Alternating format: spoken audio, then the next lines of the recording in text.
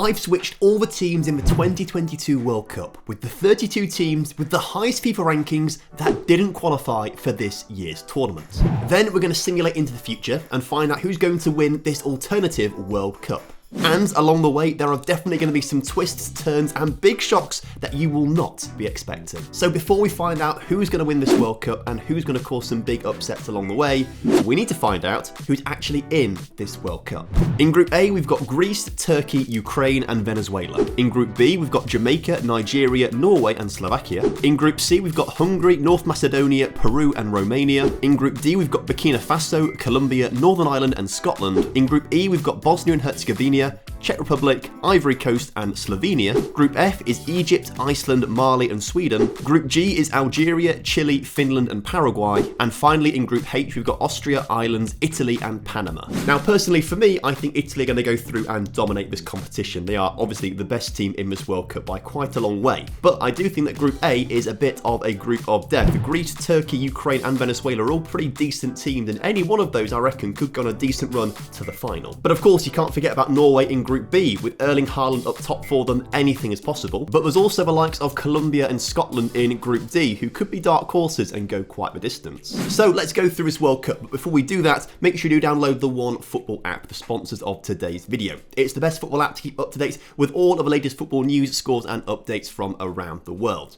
I use it to keep up with the World Cup at the moment, and despite England going out, I still will be keeping up with the World Cup and hopefully Morocco going on to win the whole tournament. When the World Cup is over and it's back to league football though, you can watch live football on the app, including select Serie A fixtures every single weekend for absolutely free. So if you really want to help me and my channel out, you can download the One Football app for absolutely free from the top line of the description. So I've simulated the entire World Cup, let's go through these results, and if you haven't subscribed to the channel by the way, please do so. I'm filming this episode whilst drinking Lemsip because I'm really ill, so if that's not worth subscribing for, I don't know what is. Group A then was topped by Turkey and followed closely up by Ukraine. Venezuela and Greece not being as good as I thought they were going to be in third and fourth. Norway just about topped Group B, level on points with Nigeria, the same record and same goal difference, so I'm going to assume the difference was Erling Haaland scoring all the goals. And a bit of a deeper dive into it, yes, you can see that they got 6 goals compared to the 4 of Nigeria. And 5 of those 6 goals were scored by Erling Haaland, Odegaard getting the other one. Group C, topped by North Macedonia, Hungary in second, and Peru and Romania falling by the wayside. Group D, and we've finally seen a team with maximum points in the group stage, Colombia with 9 points to their name, Scotland with 4, Northern Ireland with 3, and Burkina Faso with 1. In Group E, Bosnia and Herzegovina win the group on 6 points, Czech Republic come in second place, but Ivory Coast have come in third, missing out on goal difference there from the Czech Republic, with Slovenia coming in last.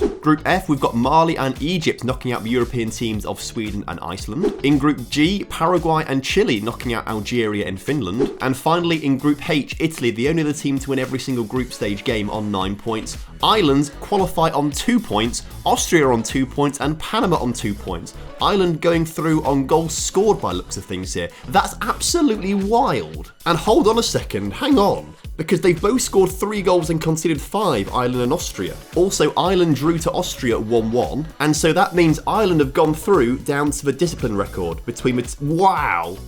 That's the most unlucky way to get knocked out of a World Cup, but that's wild.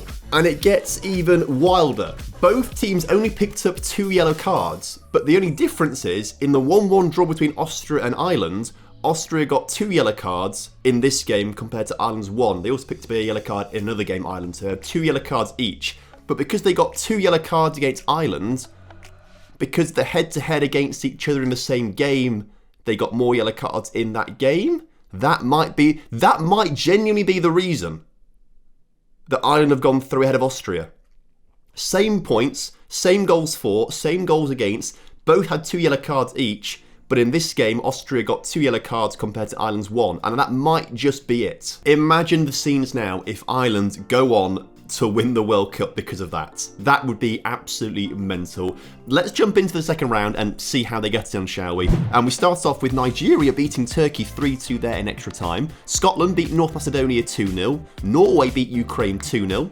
Hungary win on penalties against Colombia. Big shock there with Colombia being knocked out. Bosnia beat Egypt 2-1. Ireland win on penalties against Paraguay. Oh my word, Ireland are just housing their way through this tournament, aren't they, right now? Czech Republic beat Mali 3-1 and Italy beat Chile 3-0. Oh my word. In the Nigeria-Turkey game, Nigeria had 4 penalties. They missed 2 of them, but Ian Ache scored another 2. Aribo got a goal late. I mean, I feel really bad there for Turkey. 4 penalties. 4 penalties. Colombia will feel very upset they didn't manage to beat Hungary. 8-7 on penalties, a win for Hungary there, as you can see, but Colombia had the much better of the game with a much higher XG and more shots as well. But Ireland were battered by Paraguay, as you can see, really, in the grand scheme of things, in terms of shots and possession. But then they won on penalties. I swear the script is being written for Ireland to win this. The script is being written. But will they get through the quarterfinals? Well, let's find out, shall we? With Nigeria losing to Scotland on penalties. Oh my word, Ireland had to have extra time again. Or they had to go to extra time at least to win this game 1-0. Norway win and Italy win on penalties against the Czech Republic. So it's actually 0-0 at full time with Nigeria-Scotland, both teams scoring in extra time, and it went to penalties, which Scotland won. Oh my word, Ireland. It took a 121st minute own goal. They are finessing this to another level. This is FMing on a higher level than I've ever seen before in my life. The Ireland goal as well, I want to see this. The ball gets put through to Troy Parrott, who shoots, saved, and then Troy Parrott puts it across the goal, but the defender gets a touch it to send it in the back of the net. Oh, that's so unlucky. And Italy's 3-3 with the Czech Republic was actually really, really balanced. Italy with more possession there, as you can see, but again, having to go to a penalty shootout where they won 4-3. Okay, so we're down to our final 4 teams. Scotland take on Ireland and Norway take on Italy. Who's going to win it? Let's find out with the results, and it's Ireland are going to a final.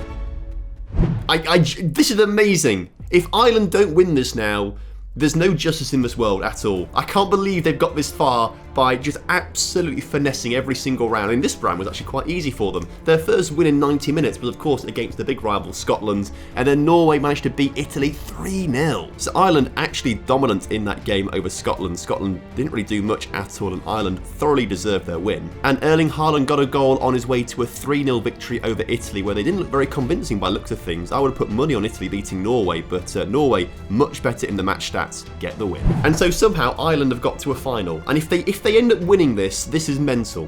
Absolutely mental if they end up winning this. But in the 3rd and 4th place playoff, Italy win 2-1 over Scotland, so poor Scotland can't come in the top 3, but they've done very well to get to a semi-final and the 3rd and 4th place playoff. So well done Scotland, well done Italy. But are we going to be saying congratulations to Norway or to Ireland? The answer, I can't believe they've done it. I can't believe they've done it. Norway 1, Ireland 2. This is a team that scraped through the group stage on disciplinary record because they only picked up 1 booking in the game against Austria opposed to Austria's 2. And that's how they got to the knockout stages. And now they've won the whole... If this was real life, this would be one of the greatest footballing stories of all time. This is absolutely incredible. And so they took the lead early on in the game. Norway pulled one back at the start of the second half. Then Shane Duffy scored. Haaland went off injured right at the end. Didn't have much of an impact. Oh my word, I've just seen the match stats. 2 shots on target for Ireland compared to 23 shots and 10 on target for Norway. The keeper has played a blinder. So Ida scores his penalty early on there, as you can see, putting that one really well placed in the bottom corner.